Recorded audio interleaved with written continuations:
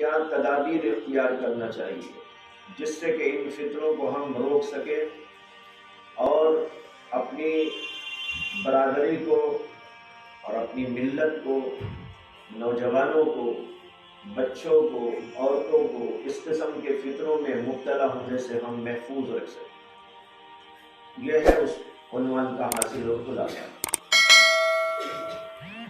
بھائیو، یہ تو ظاہر ہے کہ دنیا کے اندر فتنے آتے رہیں گے۔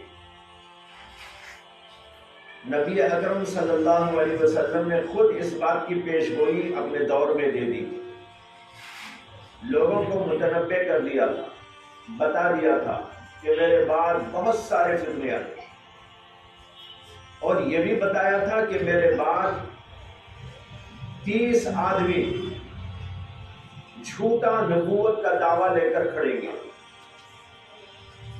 یہ آپ نے صراحت کے ساتھ، وضاحت کے ساتھ، کھلے الفاظ کے اندر بیان کر دیا۔ یہ اسی لیے بیان کیا کہ نبی اکرم صلی اللہ علیہ وسلم کے بعد کوئی بھی نبوت کا دعویٰ لے کر آئے، کوئی نئی بات دین کے لیے پیش کرے، دین کے اندر پیش کرے، دین اسلام کے خلاف کوئی اور دین سامنے لانے کی کوشش کرے، تو مسلمان چوکنا رہے اور وہ سمجھ جائیں کہ یہ جھوٹ ہے، یہ فریب ہے، یہ دھوکہ ہے، یہ خناس ہے، بلکہ شیطان۔ نبی اکرم صلی اللہ علیہ وسلم نے واضح الفاظ میں ہم سب کو اور پوری امت کو بتا دیا، لیکن کس قدر حیرتناک بھی ہے اور افسوسناک بھی ہے کہ اس کے باوجود بہت سارے مسلمان ایسے فتنے اٹھنے پر ان فتنوں کا شکار ہو جاتے۔ جب اللہ کے نبی علیہ السلام نے خود بتا دیا کہ میرے بعد ایسے ایسے فتنے آئیں گے، ایسے جھوٹے لوگ آئیں گے، مکار لوگ آئیں گے، نبوت کے دعوے دار آئیں گے، دین کو چیلنج کریں گے، اور تم لوگ چوکنا رہنا، وہ سب جھوٹے ہیں، مکار ہیں، دھوکے باز ہیں، تو کیا امت کا کوئی فرد اللہ کے نبی پر ایمان لانے کے باوجود اس قسم کے فتنوں کا شکار ہو سکتا ہے؟ قطعاً کوئی گنجائش نہیں۔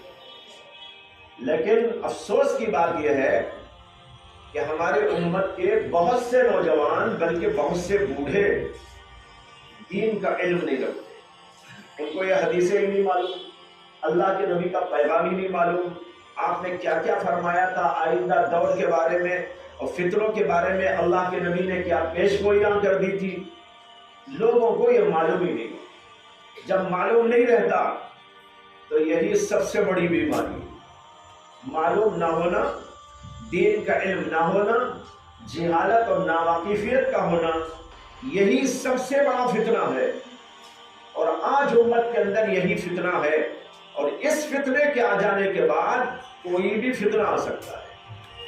جہالت ایک ایسا فتنہ ہے جو ہر فتنے کو در آنے کا موقع دیتا ہے، کفر بھی آ سکتا ہے، شرک بھی آ سکتا ہے، معصیت بھی آ سکتی ہے، ختم نبوت کے خلاف چیلنج بھی کیا جا سکتا ہے، اور جھوٹے نبی بھی آ سکتے ہیں، جھوٹے نبیوں کو ماننے والے بھی پیدا ہو سکتے ہیں، یہ اس لیے کہ ان کے پاس علم موجود نہیں۔ یہی تو وجہ ہے کہ نبی اکرم صلی اللہ علیہ وسلم نے فرمایا تھا، طلب العلم فریضۃ علی کل مسلم، ہر مسلمان پر علم دین کا حاصل کرنا فرض، مرد ہو یا عورت ہو، سب کے لیے ضروری ہے کہ وہ علم دین حاصل کرے۔ اسے کہ علم دین ایک روشنی ہے، علم دین ایک جو ہے سورج ہے جس میں آپ کو اچھائی اور برائی کا پتہ چلتا ہے۔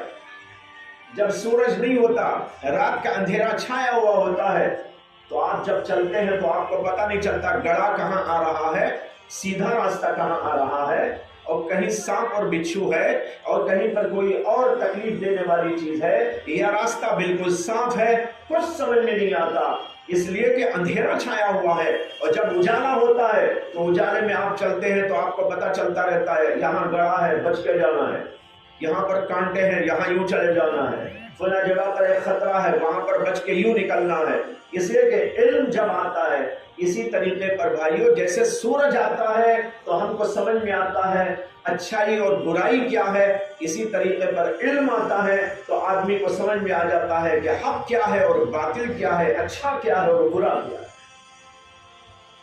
آج امت کا سب سے بڑا قصور یہ ہے کہ وہ علم دین سے بہت دور، علماء سے بہت دور، مدارس سے بہت دور، قرآن تک ان کو پڑھنا نہیں آتا، قرآن سمجھنا تو بہت دور کی بات ہے، حدیث سمجھنا تو بہت دور کی بات ہے، موٹے موٹے مسائل تک لوگوں کو معلوم نہیں ہے، حقائق معلوم نہیں ہے۔ اس کی وجہ سے ہر قسم کا فتنہ در آنے کا مواقع ہم لوگ خود فراہم کرتے ہیں۔ بہرحال تمہیدی اس گفتگو سے میرا مقصد اس طرف اشارہ کرنا ہے کہ آج امت کے اندر یہ صورتحال کیوں ہے کہ کوئی بھی فتنہ اٹھتا ہے تو ماننے والے پیدا ہو جاتے ہیں، جھوٹوں کو ماننے والے، خبیثوں کو ماننے والے، شیطانوں کو ماننے والے۔ اللہ اکبر، کس قدر افسوسناک، کس قدر حیرتناک بات ہے۔ ان کو دیکھتے داڑھی اڑایا ہوا ہے، اس کو مان لے، اس کے چہرے ہی کو دیکھ کر تو سمجھ میں آتا ہے کہ کتنا بدبخت آدمی ہے، لیکن اس کو بھی ماننے کے لیے تیار ہو جاتے ہیں۔ نہ اس کا انداز نبیوں کا، نہ اس کا طریقہ نبیوں کا، نہ اس کا چہرہ نبیوں کا، نہ اس کی بول چال نبیوں کی، نہ قرآن کے مطابق نہ حدیث کے مطابق۔ اور دوسری طرف علماء موجود ہیں، مشائخ موجود ہیں، بڑے جلیل القدر علماء موجود ہیں، محدثین موجود ہیں، فقہاء موجود ہیں، جنہوں نے اپنی پوری زندگیاں قرآن کے سلسلے میں، حدیث کے سلسلے میں اس کی تحقیق کے لیے اور اس کو جو ہے اس کے موتیوں کو نکالنے کے لیے اور پھیلانے کے لیے اپنی زندگیوں کو وقف کر رکھا ہے، لیکن ان کو لوگ کیئر ہی نہیں کرتے۔ کتنے افسوس کی بات ہے۔ اس کا مطلب صاف سیدھا یہ ہے کہ ان کو اچھائی اور برائی کا فرق ہی نہیں ہے۔ یہ ماننے کی چیز ہے، یہ نہ ماننے کی چیز ہے، اس کا فرق ہی نہیں آیا۔ جب فرق نہیں آیا تو ہر مصیبت آ سکتی ہے۔ اس کے لیے آدمی کو تیار ہو جانا چاہیے کہ اب ہماری ملت میں جو چاہے فتنہ آ سکتا ہے، لہذا اس کا تدارک کیا ہو۔ یہ ابھی نام لیا گیا گوہر شاہی فتنہ، یہ پیدا ہوا پاکستان میں۔ ایک شخص تھا، اس کا نام تھا ریاض، اور اس نے جو ہے پہلے تو کچھ کام دھام کیا، کچھ ادھر ادھر اپنا جو ہے معاشی نظام بنانے کی کوشش کی، لیکن کچھ کام اس کا نہیں چلا، معاشی نظام کے لیے کوئی مسئلہ حل نہیں ہوا، تو اس نے پیری مریدی کا سلسلہ جاری کر دیا۔ نہ پڑھا نہ لکھا، ہو گیا نواب۔ مشہور ہے نا، پڑھا نہ لکھا ہو گیا نواب۔ تو اسی طریقے پر نہ پڑھا نہ لکھا، کچھ کام دھام کیا کرتا تھا۔ جب وہاں کام نہیں چلا تو اس نے کہا کہ بھائی جو ہے پیری مریدی شروع کر دو، پیری مریدی کا سلسلہ جاری کر دیا۔ اور پھر کچھ کتابیں تصوف کی اس طرح کی بزرگوں کی جو لکھی ہوئی تھی اس کو پڑھ لیا اور کچھ باتیں بیان کر لیا اور اس کے اندر اپنی باتیں ٹھوسنے لگا، یہاں تک کہ چلتے چلتے چلتے اس نے کبھی نبوت کا دعویٰ بھی کر دیا اور کبھی جو ہے خدائی کا دعویٰ بھی کر دیا، یعنی خود کو خدا بھی بنا دیا، رسول بھی بنا دیا۔ اور جیسے کہ کہتے ہیں دروغ دورہ حافظہ نہ باشد، جھوٹے کا حافظہ ٹھیک نہیں رہتا۔ آج ایک بات بولتا ہے تو کل دوسری بات بولتا ہے، پرسوں ایک اور بات بولتا ہے، ترسوں ایک اور بات بولتا ہے۔ تو کبھی تو اپنے آپ کو خدا کا نبی کہا تو کبھی اس نے خود کو خدا بنا لیا۔ کیا ایسا بھی ہو سکتا ہے کہ ایک آدمی نبی بھی ہو خدا بھی بن جائے؟ اور خدا انسان کیسا بن سکتا ہے؟ اتنی موٹی بات۔ لیکن جب علم سے جہالت آ جاتی ہے، علم سے دوری اور بعد میں انسان مبتلا ہو جاتا ہے تو یہاں تک نتیجہ آتا ہے ایسے پاگلوں کو بلکہ شیطانوں کو ماننے والے بھی پیدا ہو جاتے ہیں۔ اس کو مانا جا رہا ہے جو اپنے آپ کو خدائی کا دعویٰ کر رہا ہے، اپنے آپ کو نبی ہونے کا جو ہے مدعی بنا ہوا بیٹھا ہوا ہے، ایسے آدمی کو بھی کچھ ماننے والے پیدا ہو گئے۔ پہلے تو سنا کچھ ادھر کچھ ادھر کچھ ادھر، اکا دکا کچھ اس طرح کے لوگ تھے جو اس فتنے سے متاثر ہو رہے تھے، اور تصوف کی لائن سے، ذکر کے حلقوں کی وجہ سے لوگ ان کے پاس جڑنے لگے تھے، اور اسی سے اس نے جو ہے لوگوں کے درمیان میں برائی اور جو ہے شیطانی مکر فریب پھیلانے کی کوشش شروع کر دی۔ اب وہ تو مر چکا ہے، جس کا نام میں نے لیا ابھی ریاض، اس کا یہ لوگ کلمہ بھی پڑھتے ہیں، باقاعدہ یوں کلمہ پڑھتے ہیں لا الہ الا اللہ ریاض رسول اللہ، نعوذ باللہ۔ نبی اکرم صلی اللہ علیہ وسلم کے بعد کوئی نبی آنے والا نہیں، یہ آپ نے واضح طور پر بیان کر دیا اور خود قرآن نے بیان کر دیا۔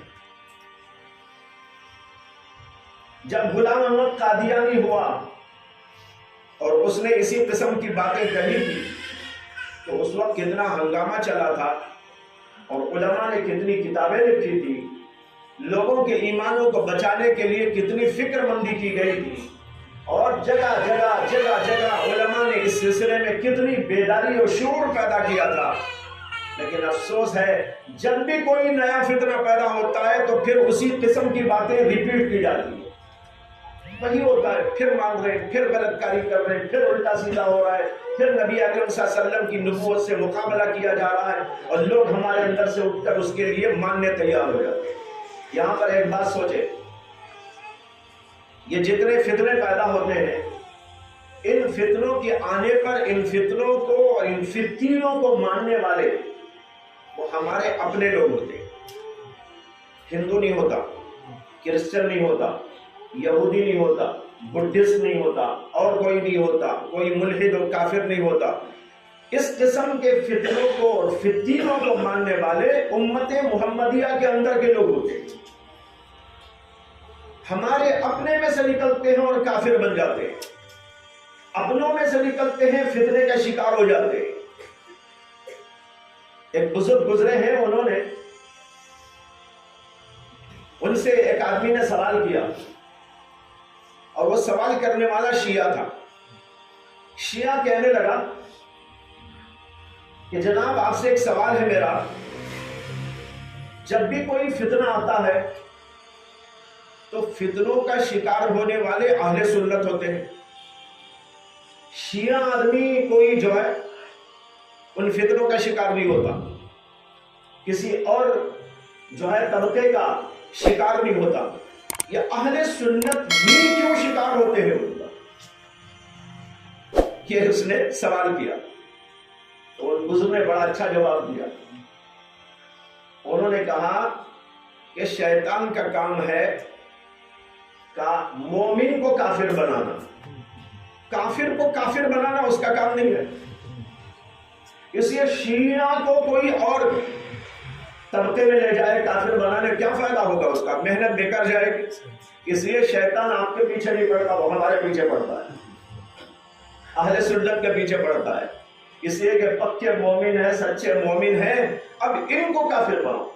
اب اس کے لیے راستے ڈھونڈتا ہے، تلاشتا ہے اور لوگوں کو آ کر بہکاتا ہے اور مختلف ہیلے بہانوں سے ان کو لے جا کر کفر کی دلدل میں پھنسا دیتا ہے۔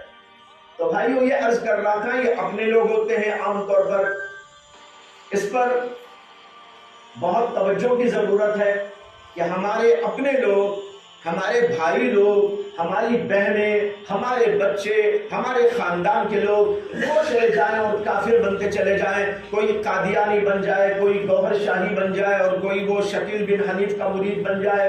یہ شکیل بن حنیف نامی ایک شخص، وہ بھی اسی قسم کا فتنہ پھیلایا ہوا ہے، اس وقت اس کا بھی فتنہ ادھر سے ادھر تک پھیلا ہوا ہے۔ کہتے ہیں کہ پہلے تبلیغی جماعت میں جاتا آتا تھا اور مرکز نظام الدین کے اندر قیام کیا ہوا تھا، لیکن کسے کیا پتا چلتا ہے کہ دل میں کیا لیے بیٹھا ہے؟ نہ جماعت والوں کو معلوم ہوتا ہے، نہ امیر جماعت کو معلوم ہوتا ہے، نہ حضرت جی کو معلوم ہوتا ہے۔ وہ دل میں پتہ نہیں کیا خناس لیے وہاں جاتا تھا، آتا تھا، بیٹھتا تھا۔ دیکھو نبی اکرم صلی اللہ علیہ وسلم کی مجلسوں کے اندر منافقین بھی آیا کرتے تھے۔ اس طرح کے منافقین ہمارے حلقوں میں بھی رہتے ہیں، جماعتوں میں بھی رہتے ہیں، دینی اور مجالس کے اندر بھی شرکت کرتے ہیں، اور وہاں بیٹھ کر وہاں سے پھر جو ہے بغض اور عناد کی وجہ سے فتنوں کو پھیلانے کی کوشش کرتے ہیں۔ بہرحال یہ شخص تھا، پھر وہاں سے اٹھا اور اس نے جو ہے مہدی ہونے کا دعویٰ کر دیا، کچھ اور ہونے کا دعویٰ کر دیا، اور پھر اس کے کچھ مریدین ہو گئے اور انہوں نے جو ہے اس فتنے کو ادھر سے ادھر پھیلانے کی کوشش کی اور کرتے رہتے ہیں. آج کل بھی مختلف جگہ سے خبریں آتی رہتی ہیں. یہ سب کچھ جو ہو رہا ہے اس کی بنیادی وجہ اہل اسلام کا، ہمارے اپنے لوگوں کا دین سے ناواقف ہونا ہے. اس صورتحال میں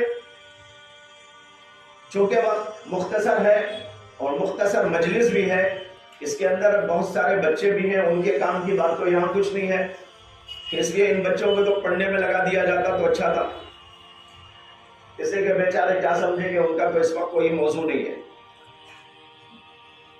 البتہ حضرات علماء جو یہاں پر موجود ہیں اور اسی طرح ذمہ داران مساجد وغیرہ کے اور اہل دانش، ان حضرات کی خدمت میں چند باتیں عرض کرنا چاہتا ہوں. اسی خاص فتنے کے بارے میں نہیں بلکہ ہر قسم کے فتنوں سے امت کو بچانے کے لیے کیا طریقہ کار ہونا چاہیے، چاہے وہ قادیانی فتنہ ہو یا ایک گوہر شاہی فتنہ ہو یا شکیل بن حنیف کا فتنہ ہو یا اور کوئی فتنہ ہو، عیسائیت کا فتنہ ہو، یہودیت کا فتنہ ہو، ہندوازم کا فتنہ ہو، یہ سارے کے سارے فتنے ہیں. آج دیکھیے کتنے واقعات پیش آ رہے ہیں کہ ہماری لڑکیاں ہندوؤں کے ساتھ میں چلی گئی، مرتد ہو گئی. بہت سارے مردوں کے بارے میں بھی آ رہا ہے کہ وہ کسی نہ کسی وجہ سے اسلام کو چھوڑ کر ہندوازم کو اختیار کر گئے.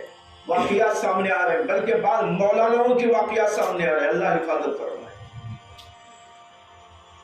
تو یہ سارے فتنے ہیں. یہ دور فتنوں کا دور ہے، بڑی آزمائش کا دور ہے. ان فتنوں کے دور کے اندر ہم لوگوں کو کیا طریقہ کار استعمال کرنا چاہیے جس سے کہ فتنوں کی روک تھام میں ہم لوگ کامیاب ہو جائیں. عام طور پر ایسا ہوتا ہے جب ایسا کوئی فتنہ سامنے آتا ہے اور لوگوں کے اندر ہلچل مچتی ہے تو ہم لوگ بھی بھگدڑ مچاتے ہیں. ادھر ہلچل ہوتی ہے، ہم بھگدڑ مچاتے ہیں.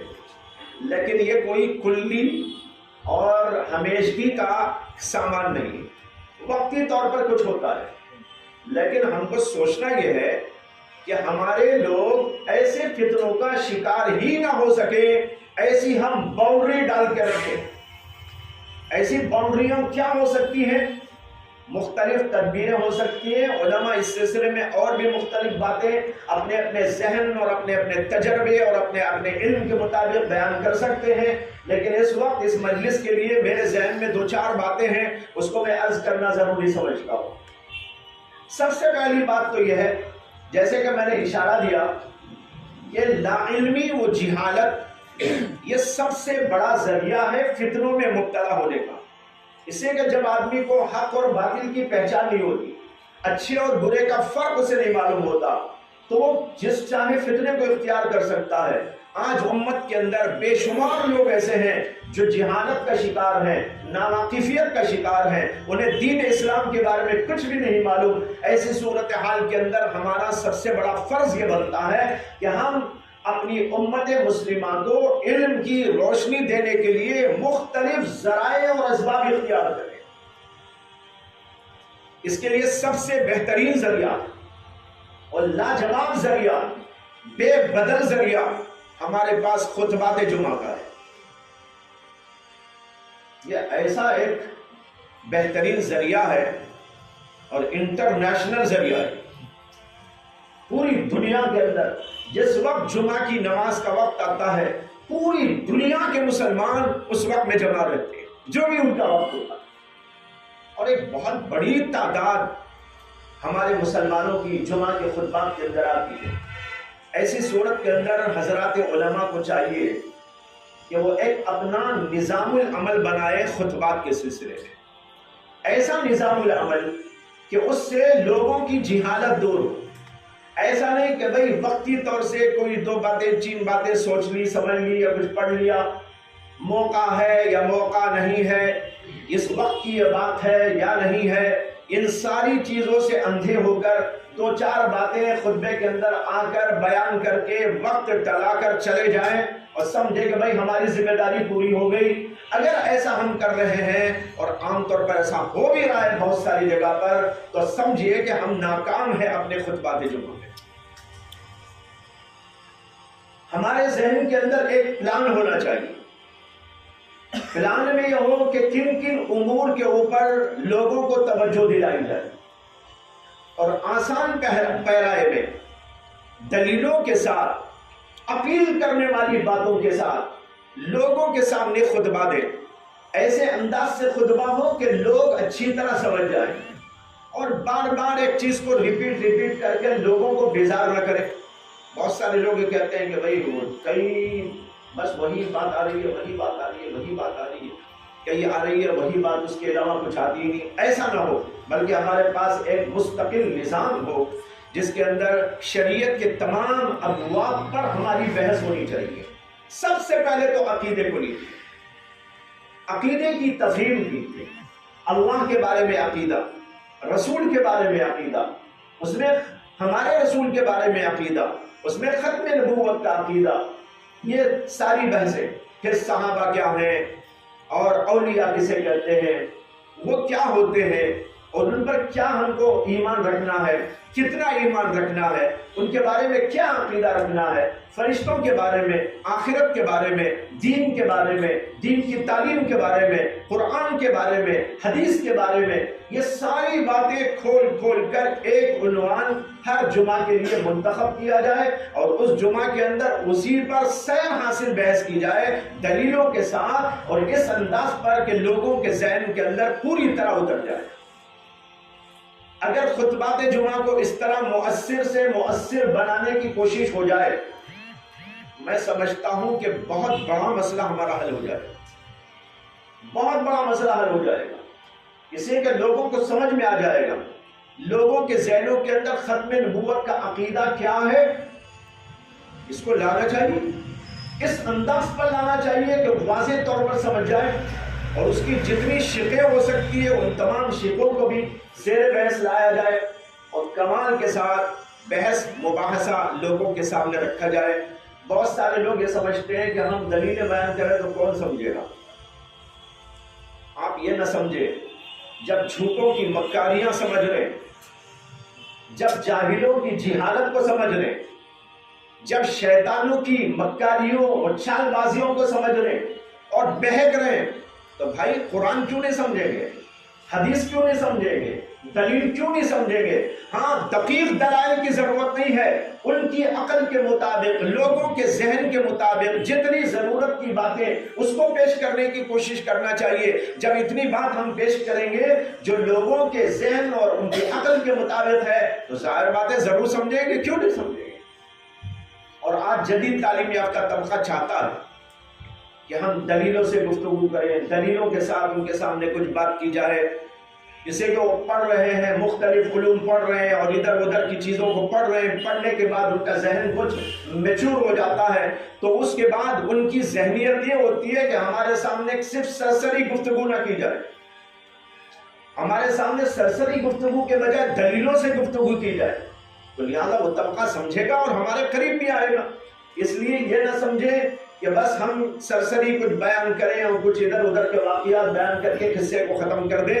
ایسا نہیں ہے، بلکہ پوری ذمہ داری کے ساتھ دلائل کے ساتھ گفتگو کر ایک ایک عنوان پر ایک ایک جمعہ کو مختص کر دیا جائے اور اس طریقے پر پروگرام کے طور پر اس نظام کو چلایا جائے.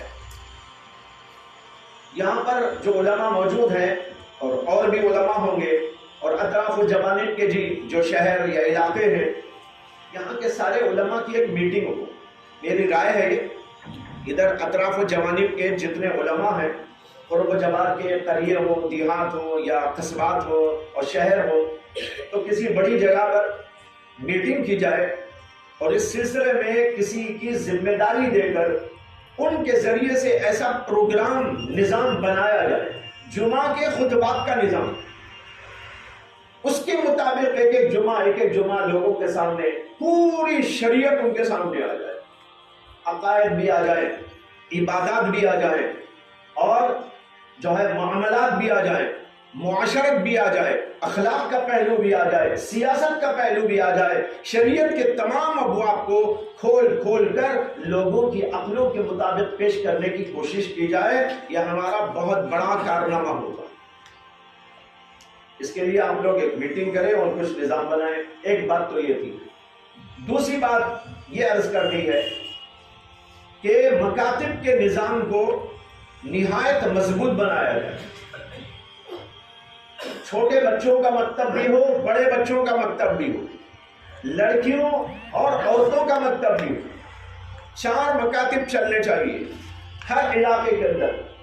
ایک مکتب بچوں کا، ایک مکتب بڑوں کا، ایک مکتب بچیوں کا، ایک مکتب عورتوں کا. 4 مکاتب کا نظام ہونا چاہیے.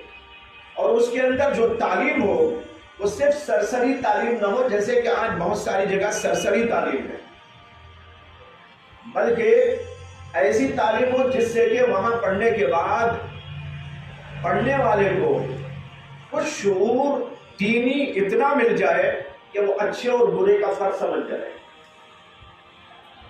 لیکن بے شمار نوجوان ہمارے ایسے ہیں جن کو دین سے کوئی مس نہیں، دین سے کوئی بھی تعلق نہیں.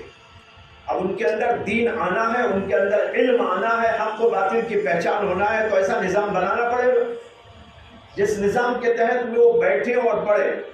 لیکن مصیبت یہ ہے کہ نوجوان طبقے کے اندر استقلال نہیں ہے، استقامت نہیں ہے.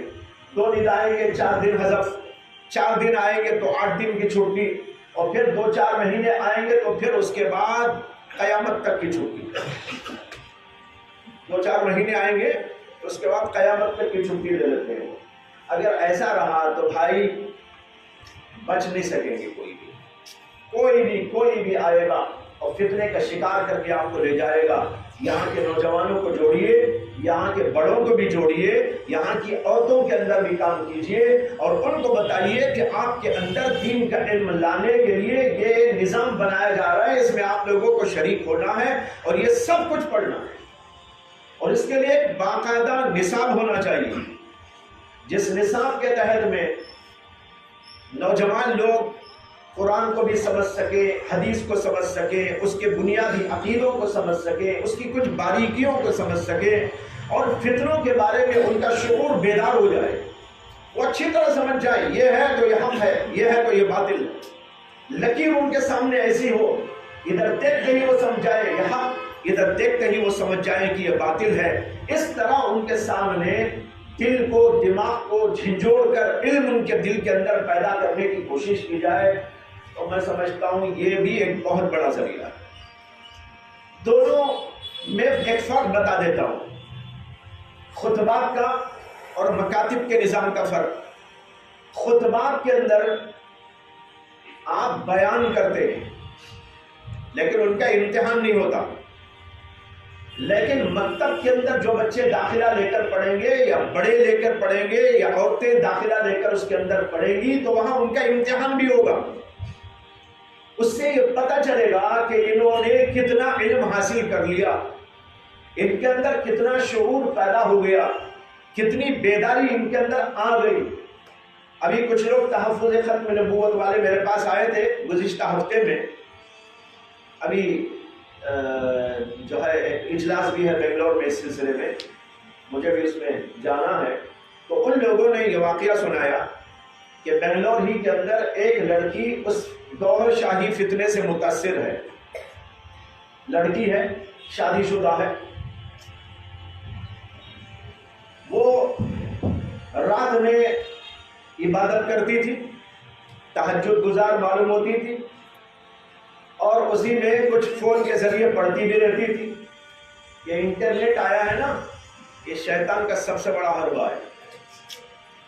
حضرت مولانا شاہ ابراہیم صاحب نور اللہ مرقدہ فرمایا کرتے تھے ٹی وی کے بارے میں. اس زمانے میں تو یہ موبائل فون کا اتنا سلسلہ نہیں تھا لیکن اتنا نہیں تھا. گھر گھر اور بچے بچے کے ہاتھ میں ٹی وی کا فتنہ تھا. حضرت فرمایا کرتے تھے کہ یہ ٹی وی یہ سانپوں کا پٹارا ہے، یعنی تمام فتنے ہیں اس میں جو آپ کو ڈس لیں گے. کفر کا فتنہ، شیطان کا فتنہ اور شرک کا فتنہ، معصیتوں کا فتنہ، آنکھوں کا فتنہ، دل کا فتنہ، ہر فتنے، ہر قسم کے سانپ ہیں جو آپ کو ڈس لیں گے.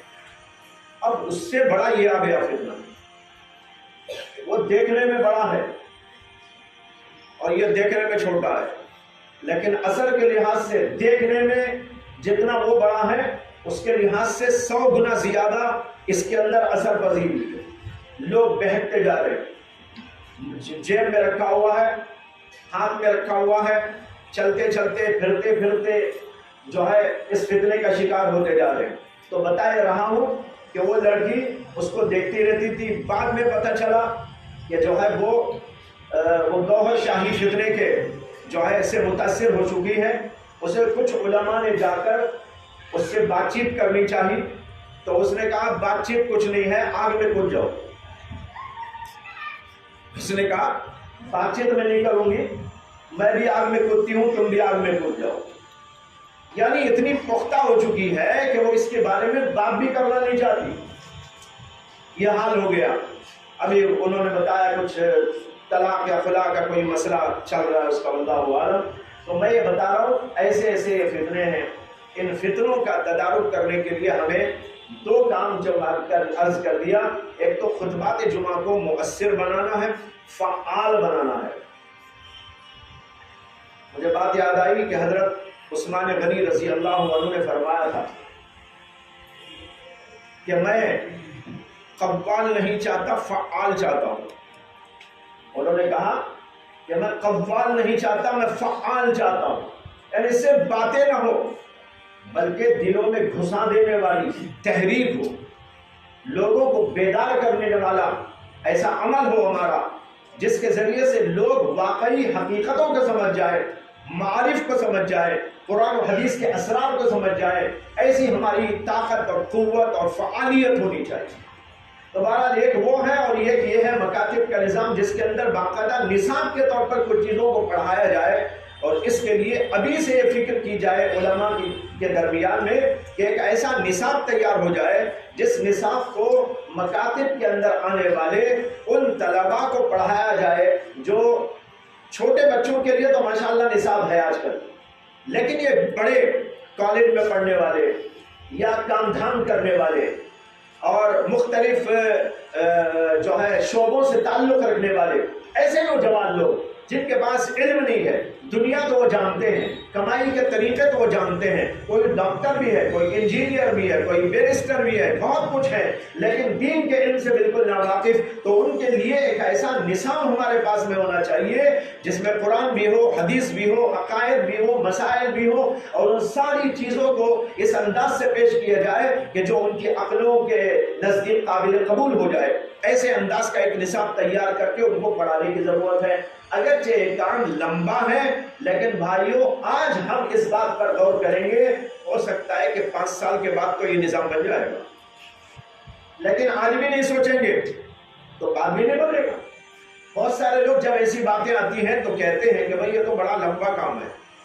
یہ لمبا کام ہے، لیکن لمبا کام کرنے کا ہوتا ہے نہ کہ چھوڑنے کا۔ لمبا کام ہے تو پہلے ہی میں شروع کر دینا چاہیے کہ جب اتنا لمبا ہے، جیسے اگر کوئی کہے فلاں جگہ جانا ہے، کہنے لگے بھائی بہت لمبا سفر ہے، لمبا سفر ہے تو پہلے شروع کرو سفر، غافل ہو کر نہ بیٹھو۔ غافل ہو کر بیٹھ جائیں گے تو آپ کا سفر کبھی طے نہ ہوگا۔ اسی طرح یہ بھی ایک لمبا کام ہے، لیکن بہت ہی ضروری ہے، انتہائی ضروری ہے۔ کئی سالوں سے میرے ذہن کے اندر یہ بات ہے کہ ایک ایسا نصاب ہونا چاہیے جس نصاب کو پڑھ کر، جس میں قرآن کی آیات بھی ہوں، احادیث بھی موجود ہوں، اور فقہیات کا ذخیرہ بھی موجود ہو، اور معاشرتی اصول بھی اس کے اندر ہو، اخلاقیات کا بھی اس کے اندر ایک بہترین جو پہلو موجود ہو، سیاست کے بارے میں بھی، اسلامی سیاست کی بحث بھی اس کے اندر موجود ہو۔ ایسا ایک نظام جامع نصاب بنا کر پیش کیا جائے جس سے کہ ایسے لوگ پڑھ سکیں جو ڈاکٹر بھی ہو، انجینئر بھی ہو، بیرسٹر بھی ہو، اس کو پڑھنے کے بعد ان کی عقل درست ہو جائے۔ یہ 2 باتیں ہوئی، اور تیسری بات یہ بھی بہت قابل توجہ ہے، وہ یہ ہے کہ ہر علاقے کے اندر تفسیر کا حلقہ ہونا چاہیے۔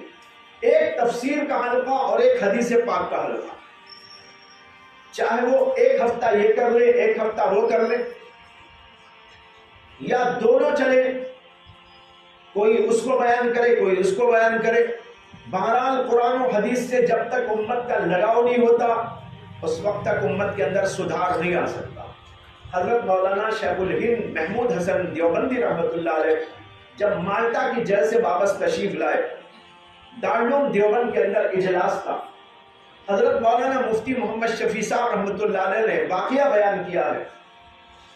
کہتے ہیں کہ حضرت جب تشریف لائے اس کا اعلان ہوا تو ان کو دیکھنے کے لیے اور ان کی باتوں کو سننے کے لیے چار طرف کے ہزاروں ہزار علماء دارالعلوم دیوبند میں جمع ہو گئے. حضرت نے اس کے اندر بیان فرمایا. مختلف باتوں کے ساتھ انہوں نے ایک بات یہ بیان فرمائی کہ مالٹا کی جیل میں رہتے ہوئے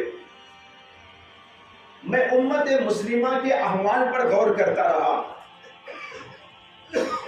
غور کرنے کے بعد مجھے سمجھ میں آیا کہ آج امت مسلمہ کی رسوائی اور پسپائی کے دو اسباب ہیں.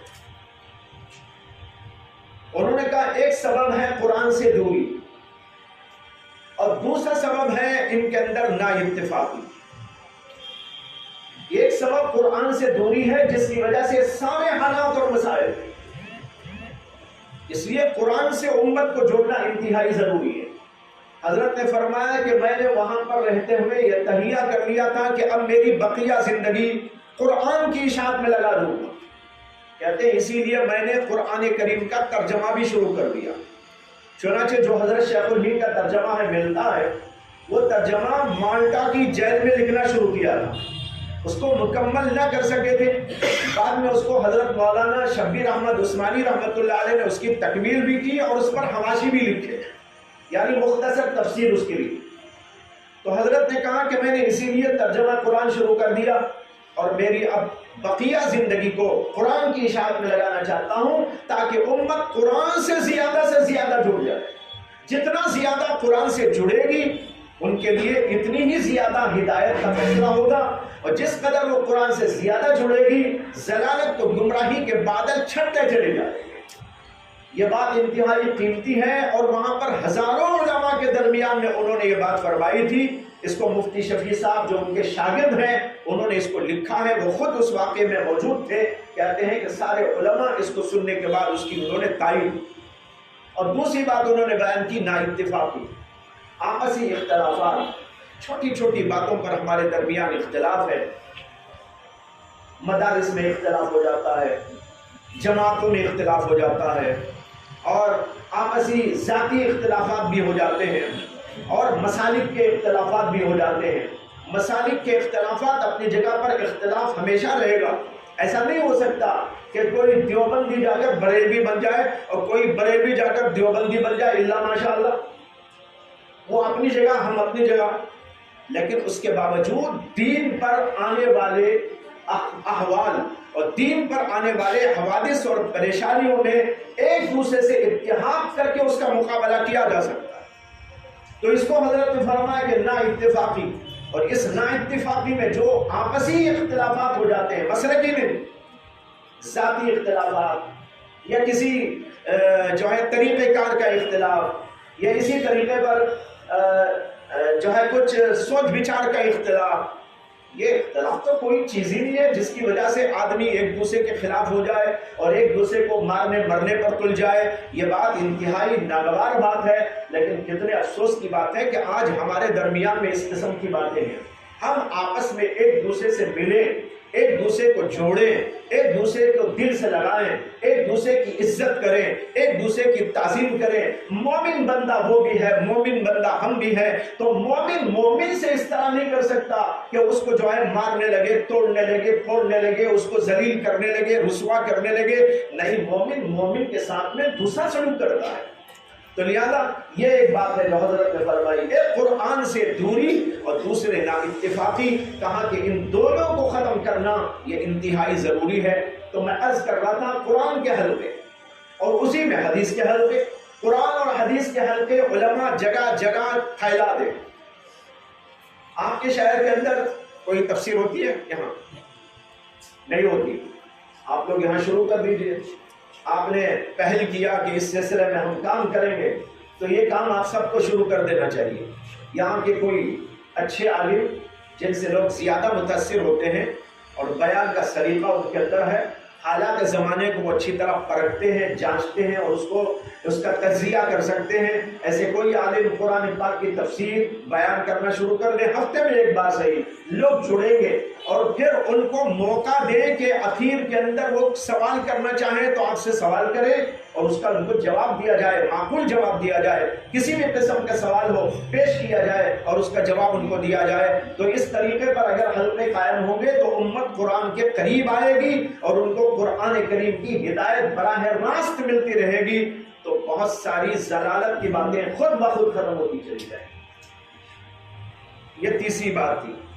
چوتھی بات یہ ہے کہ دیکھیے، علماء ہو یا عوام ہو یا دانشور طبقہ ہو، ہم سب کو یہ بات اچھی طرح معلوم ہے کہ دین اسلام دو چیزوں کا مجموعہ ہے،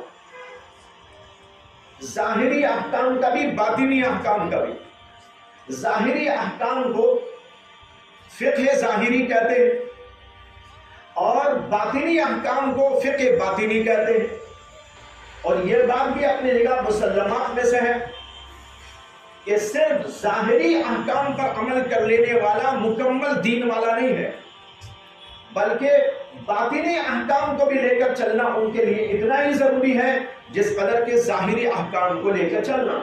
نماز پڑھنا اہم ہے، بہت بڑا فرض ہے، لیکن کیا یہ فرض نہیں ہے کہ اخلاص ہو؟ کیا خیال ہے؟ اخلاص کے ساتھ نماز پڑھنا فرض ہے کہ نہیں ہے؟ فرض ہے، یہ باطنی چیز ہے۔ ظاہری کیا ہے؟ نماز پڑھنا، ہاتھ اٹھانا، باندھ لینا، تلاوت کرنا، رکوع کرنا، سجدہ کرنا، یہ پڑھنا وہ پڑھنا، یہ ظاہری عبادت ہو گئی جس کو ہم کہتے ہیں نماز۔ لیکن نماز کے اندر جو روح ہے وہ اس کا اخلاص ہے، نماز کے اندر کی روح وہ اس کا خشوع اور خضوع ہے، اللہ سے تعلق اور اللہ سے محبت ہے۔ اللہ کے نبی علیہ السلام سے حضرت جبریل امین علیہ السلام نے پوچھا تھا مل احسان، احسان کسے کہتے ہیں؟ آپ نے کہا تھا ان تعبد اللہ کأنک تراہ فإن لم تکن تراہ فإنہ یراک، عبادت اس طرح کرو گویا کہ تم اللہ کو دیکھ رہے ہو۔ اگر اتنا نہیں کر سکتے تو یہ خیال جماؤ کہ اللہ تم کو دیکھ رہا ہے، اس سے نماز بنے گی، نماز کے اندر حسن پیدا ہوگا، کمال و جمال پیدا ہوگا، اللہ کے ہاں قبولیت کا دروازہ کھل جائے گا۔ یہ ایک باطنی چیز کی مثال دے رہا ہوں۔ اسی طرح ظاہری احکام کے اندر جھوٹ بولنے سے پرہیز کرنا ضروری ہے۔ جہاں جھوٹ بولنے سے پرہیز کرنا ضروری ہے وہاں پر دل کے اندر بغض رکھنے سے بھی توبہ کرنا ضروری ہے۔ حسد کا رکھنا بھی گناہ کبیرہ ہے، تکبر کا ہونا بھی گناہ کبیرہ ہے۔ یہ باطنی احکام ہے کہ اپنے دل کے اندر اخلاص پیدا کرو، خشوع خضوع پیدا کرو، اللہ کی محبت پیدا کرو، اللہ تعالیٰ کا خوف پیدا کرو، تعلق مع اللہ پیدا کرو، اعتماد علی اللہ پیدا کرو، اور اسی طرح آخرت کی محبت پیدا کرو، جنت سے تعلق پیدا کرو۔ یہ چیزیں ایک طرف، اور دوسری طرف ممنوعات ہیں کہ حسد نہ کرو، بغض نہ رکھو، کینہ نہ رکھو، تکبر نہ کرو، عجب خود پسندی میں مبتلا نہ ہو جاؤ۔ یہ چیزیں باطنی احکام کہلاتے ہیں، ان پر بھی چلنا اسی طرح لازم و ضروری ہے جس طریقے پر کہ ظاہری احکام پر چلنا ضروری ہے۔ لیکن بھائیو کتنے ہم میں ایسے ہیں جو ماشاءاللہ نماز تو پڑھتے ہیں لیکن اخلاص کتنا ہے، خشوع کتنا ہے، خضوع کتنا ہے، خوف الہی ان میں کتنا ہے، محبت الہی اور عشق الہی ان کے اندر کتنا ہے، اللہ سے تعلق اور اللہ تعالیٰ سے جو ہے انسیت کتنی ان کے اندر ہے۔ اسی طرح آخرت کی فکر، ہم وقت آخرت کا تصور لگا ہوا ہو اپنے ہر کام کے اندر، یہ بات ہمارے اندر کتنی پیدا ہو گئی ہے۔ ظاہر باتیں اس کے اندر بڑی کمی ہے، صرف ظاہری احکام پر مدار شریعت نہیں ہے بلکہ ظاہری احکام کے ساتھ ساتھ باطنی احکام کو لے کر چلنا بھی انتہائی ضروری ہے۔ اگر یہ نہیں ہوگا تو ہماری نماز کے اندر وہ کمال نہیں آئے گا، ہمارے ظاہری کاموں کے اندر وہ قوت و طاقت نہیں آئے گی۔ اگر ہم یہ کام کرنے کو چلیں، تفسیر کی بات میں نے کہی، مکاتب کی بات میں نے کہی، اور اسی طریقے پر خطبات جمعہ کی بات میں نے کہی، ان سب کے اندر اگر جان پیدا ہونا ہے، ہمارے اندر اخلاص آنا ہے، ہمارے اندر اللہ کی محبت آنا ہے، اللہ کے لیے نچھاور ہونے کا جذبہ آنا ہے، آخرت کی فکر و طلب ہمارے اندر آنا ہے، خشوع و خضوع آ جانا ہے، خوف الہی اپنے اندر پیدا کر لینا ہے۔ جب یہ چیزیں آئیں گی تو ہماری ان تمام تحریکات کے اندر جان پیدا ہوگی، ہمارے اعمال کے اندر جان پیدا ہوگی، اور جب تک جان نہ پیدا ہوگی کام نہ چلے گا۔ جبکہ ہم جانتے ہیں صرف ڈھانچے سے کام نہیں چلتا، ڈھانچے کے بعد اس کے اندر کچھ چاہیے، جان۔ جب جان آئے گی کام تب چلتا ہے۔ اس لیے نماز کے اندر بھی جان ہو، تفسیر کے اندر بھی جان ہو، اور مکاتب کے چلانے والے لوگوں کے اندر بھی اس اخلاص اور جو ہے خشوع خضوع والی باتیں، خوف الہی اور عشق الہی کی باتیں پیدا ہوں، یہ سب ضروری ہے۔ اس کے لیے بھی ہم سب کو مل جل کر محنت کرنا چاہیے کہ یہ جو باطنی احکام ہیں ان باطنی احکام کے سلسلے میں اپنے اندر بھی وہ چیز پیدا کریں، لوگوں کے اندر بھی وہ چیز پیدا کریں۔ خاص طور پر حضرات علماء کرام کو اس میدان کے اندر سامنے آنا چاہیے۔ میں آپ کو یہاں بتاتا چلوں، یہ جو گوہر شاہی فتنہ ہے یہ اسی باطنی احکام اور تصوف کی لائن سے لوگوں کو بہکاتا ہے، اسی لائن سے بہکاتا ہے۔ کوئی تفسیر کے عنوان سے بہکا رہا ہے، جھوٹی تفسیر کر رہا ہے، تفسیر بالرائے کر رہا ہے۔ علماء نے تفسیر چھوڑ دی اور غلط لوگوں نے تفسیر کے حلقوں پر قبضہ جما لیا۔ ہم لوگوں نے جو ہے یہ سلسلے تصوف اس کو چھوڑ دیا اور اس سے دوری ہم نے اختیار کر لی۔ صرف ظاہری احکام پر ہمارا پورا اسٹریس ہو گیا، ظاہری احکام پر ہماری نظریں مرکوز ہو کے رہ گئی، ان کے اندر پہنچنے والی بات ہمارے اندر باقی نہ رہی۔ یہاں تک کہ دیکھا جا رہا ہے علماء کا بہت بڑا طبقہ اس زمانے کے اندر وہ ہے جو ان احکامات باطنہ سے اپنے آپ کو دور کیے ہوئے ہیں۔ ظاہر پر ہو جائے، لیکن بھائیو ظاہر پر کسی بھی چیز کا مدار نہیں ہو سکتا۔ ظاہر کے ساتھ باطن پر مدار ہوتا ہے، بلکہ باطن ہی پہ مدار ہوتا ہے، روح پر مدار ہوتا ہے، جسم پر مدار نہیں ہوا کرتا، ڈھانچے پر مدار نہیں ہوا کرتا۔ اگر ہم آج چل رہے ہیں، پھر رہے ہیں، بول رہے ہیں، کھا رہے ہیں، پی رہے ہیں، تو یہ ہماری روح کی وجہ سے ہم کر رہے ہیں۔ اگر ہمارے اندر سے روح نکل جائے جسم پورا برقرار رہے گا لیکن کام کا کچھ نہ رہے گا۔ اگر اندر سے روح اڑ گئی، جسم رہا، اور جسم سے بات کیجئے بات نہیں کرے گا، اس سے کہیے ذرا دیکھو وہ دیکھ نہیں پائے گا، آپ اسے سنانا چاہیں تو وہ سن نہیں پائے گا، نہ بول سکتا ہے، نہ سن سکتا ہے، نہ دیکھ سکتا ہے، نہ چل سکتا ہے، نہ پھر سکتا ہے، اس لیے کہ اندر سے روح نکل گئی۔ اسی طرح اگر ہمارے کاموں کے اندر سے روح نکل جائے تو ظاہری ڈھانچے اثر انداز نہیں ہوا کرتے۔ اس لیے میں یہ عرض کرنا چاہتا ہوں کہ ہم ان ساری تحریکات کے ساتھ ساتھ ان تمام چیزوں کے اندر روح کو پھونکنے کے لیے اور اپنے ہر عمل کے اندر روح کو پھونکنے کے لیے تصوف کے سلسلے سے یعنی احکام باطنہ سے اپنے آپ کو وابستہ کرنے کی کوشش کریں، اور جب وابستہ ہو کر اس سلسلے کو ہم جاری کریں گے بڑی روح آئے گی، بڑی تقویت آئے گی، بہت طاقت آئے گی، اور ان سب چیزوں کا اثر پھیلتا چلا جائے گا۔ ہمارے اکابر دارالعلوم دیوبند ان سب کا جو امتیاز تھا، ایک بار حضرت مولانا سجاد ندوی صاحب دامت برکاتہم ہمارے یہاں تشریف لائے تھے، تو ایسے ہی نجی مجلس میں بیٹھے ہوئے گفتگو ہو رہی تھی، تو بات آئی تو انہوں نے کہا کہ میرے والد صاحب حضرت مولانا منظور نعمانی رحمت اللہ علیہ فرمایا کرتے تھے ہمارے اکابر دارالعلوم کا امتیاز محض علم نہیں ہے، ہمارے دارالعلوم کے اکابر کا امتیاز محض علم نہیں ہے۔ اس کے ساتھ انہوں نے یہ بھی کہا ہمارے علماء سے بھی بڑے بڑے علماء اسی دور میں دنیا میں موجود تھے، عربوں میں ادھر ادھر مختلف علاقوں کے اندر ان سے بھی بڑے بڑے علماء موجود تھے، اس میں کوئی شک نہیں، لیکن ہمارے علماء کا طغرائے امتیاز یہ تھا کہ انہوں نے اس علم کے ساتھ عشق کو جوڑ لیا تھا، ظاہر کے ساتھ اپنے باطن کو جوڑ لیا تھا۔